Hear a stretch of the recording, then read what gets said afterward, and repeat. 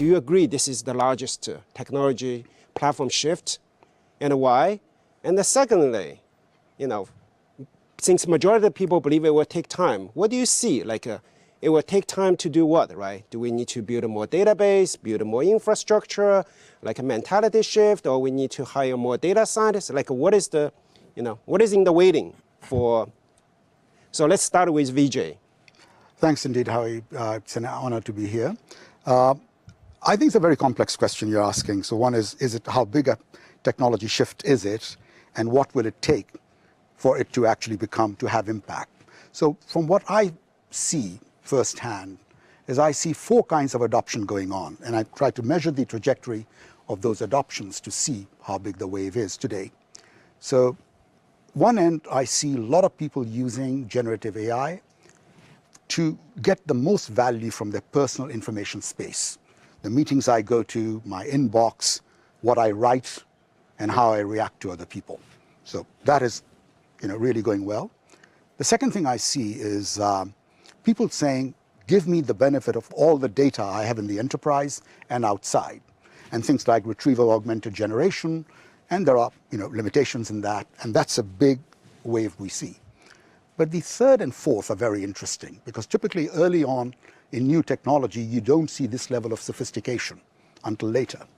So we're seeing companies that are saying, now there's generative AI that can read all that information I used to neglect, my digital exhaust. Can I create a new database, a data set, that's my competitive edge? So an example is a couple of companies, I can mention their names because they have a public good obligation, and this work will come out, I would imagine, Q1 next year. They're taking every molecule that's ever been approved for testing in humans. And they are saying, I'm going to augment it and enrich it with every patent, every piece of literature, every essay, every imagery, everything. But we're not just going to extract fields, we're going to read. In this study, what was the role of this molecule? Was it primary? Was it secondary? Were the authors of the study diffident about it? What was the follow-up? So new data sets, which become competitive edge. I was never in the data aggregation business. I can do it now. And the fourth one, and that's the one where I spend most of my time on, is and again, I'm being a bit pretentious here, maybe in the terminology. This is high cognitive, high consequence reasoning. Drug discovery, designing an industrial plant while minimizing safety issues by learning from everything else.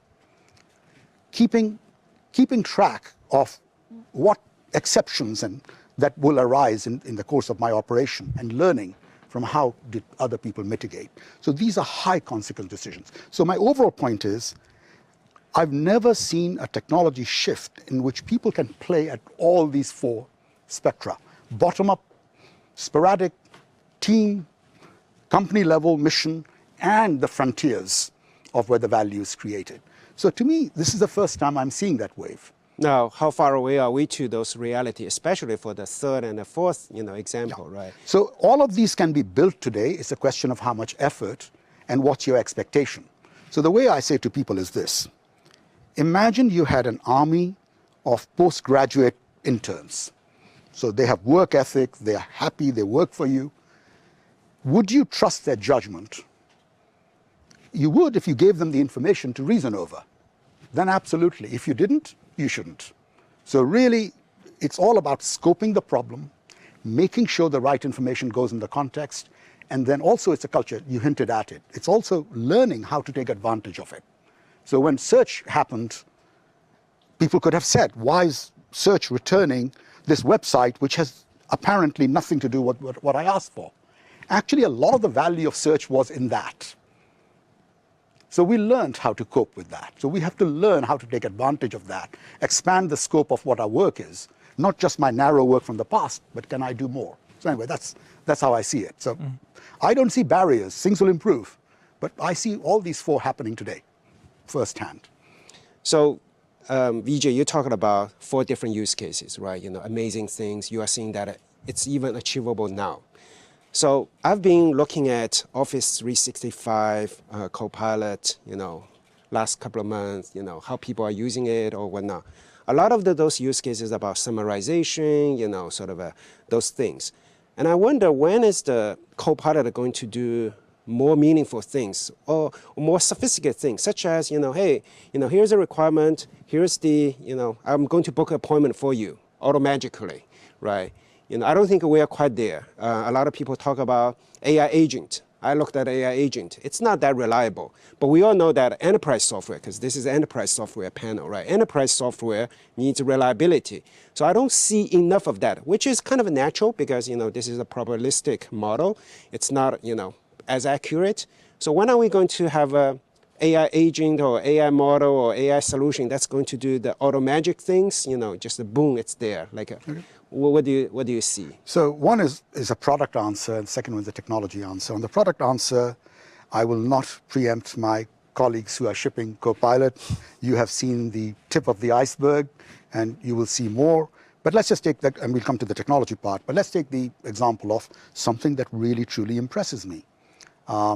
Can you schedule this meeting between the four of us by making sure it's convenient to everyone, but somehow make sure that people come to you? Let's imagine that's a bias, it does that. Well, if there's enough information in your calendar and your previous emails, it should be possible to program the AI to do it. But if there's not enough information, at this point, you are expecting the AI to give you an answer that probably you yourself wouldn't trust yourself with. So we've got to be very careful. Like, what are we really looking at? So we'll see things that are possible will get delivered. I will not speculate on the timescales. But the second one is more technology. So a lot of work on agents is happening inside, of course, the foundation model producers, and also there are companies well funded to just go for the agent technology. The question is, if I give an agent my goal, can it figure out a plan? And can it figure out what the constraints are? So now I need, or AI needs, the ability to do planning. Of course, at extreme plans, you send a solver with 1,000 constraints, but generalized planning of probably feasible, possibly optimal, which is what you and I work on every day. Is there going to be planning? Does it understand enough senses? Does it know the difference between generally accepted facts? We're not talking facts in the philosophical sense, generally accepted facts versus pure speculation. So once you have those technologies, it's up to people who create products to turn it into an agent or not. So the way I look at it is the technology is on that trajectory. You can create an agent to do these things today. The question is, how much product effort are you willing to put in, both in creating the technology and educating the user as to the edges? So that's how I look at it. What is the killer applications we can imagine, from here, right? When people think about this, right, it must be something big, killer sort of applications. What do you guys see? I think we, over the last 100 years, we have allowed people who have physical work skills, who are prepared to put motor skills, brawn, and the ability to go to the site, we've allowed these people to fall behind. Knowledge work gets the entire pie of the GDP growth. I think the biggest opportunity that I see is uplifting physical work. If I'm a carer at home, make me as good as the in-hospital therapist. I go to Delhi, and it's no sarcasm to say that Delhi's discovered the fitness culture relatively recently. Sort of gyms everywhere, but they do not have the skill set that we, for example, in Seattle, there are people who train Mariners, who train Seahawks. How can I get those skill sets to the physical workers? And to me, that's really the one. We're really worried about how do we preserve the current advantage knowledge workers have. But that's a small fraction of the world's population. And this is a time, I didn't go to school, I'm smart. Feed information to me, feed intelligence to me, allow me to get the job done. So that's basically, I see that as, and if you don't mind if I can add a second killer app in there.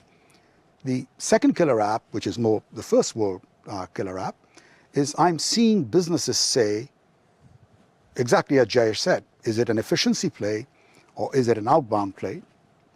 I'm seeing another thing which may fall in your second category, Jayesh, which is, what is a business I couldn't get into before, but I am the best situated to get into?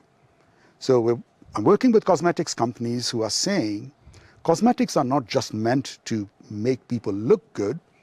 They really are completely capable of making people feel good and be good, be well. But I don't have the ability to hire and manage 20,000 PhDs like some of the large pharma companies hire. So how do I get into this business? And they are like, I can get into this business now.